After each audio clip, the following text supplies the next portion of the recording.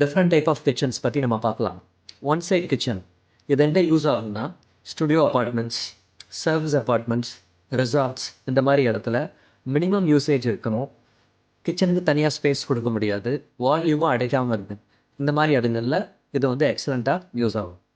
எல்ஷேப் kitchen இது எங்கே use ஆகும் பார்த்தீங்கன்னா, ஓப்பன் கிச்சனாக இருந்து மிச்சம் 2 பக்கமும் எல்ஷேப் கிச்சனோட யூனிட்ஸ் வந்து 3வது சைடில் இருந்து நம்ம ஸ்டோருக்கோ யூட்டிலிட்டிக்கோ போகிற மாதிரி, அதே டைமில் பட்ஜெட் ரொம்ப அதிகமாகவும் போகாத மாதிரி இடத்துல இந்த எல்ஷேப் கிச்சன் வந்து நமக்கு யூஸ் ஆகும்.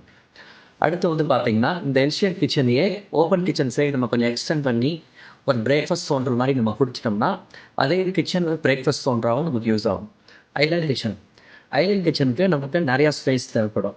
கிச்சனோட சைஸ் வந்து ஒரு 15x15 இருந்தால் தான் ஐலாண்ட் கிச்சன் நம்ம பண்ணுறதுக்கு ஆப்ட் ஆகும். இதோட அட்வான்டேஜ் என்னென்னு அப்படின்னு பார்த்தீங்கன்னா, சென்ட்ரலையே வந்து நீங்கள் அவன் சிம்னி வச்சுக்கலாம், சிங்க்கும் வச்சுக்கலாம், பிரேக்ஃபாஸ்ட் சோன்றாவும் யூஸ் பண்ணிக்கலாம். ஸோ கிச்சனில் ஒர்க் பண்ணுறவங்க ஒரு மூலையில் போய் அடைஞ்சிருக்கிற மாதிரி இல்லாமல் ரொம்ப ஃப்ரீயாக சென்டரில் ஒர்க் பண்ணுறப்ப சைக்காலஜிக்கலாக வேறு மாதிரி உங்களுக்கு ஒரு ஃப்ரீயான ஒரு ஃபீலிங் இருக்கும்.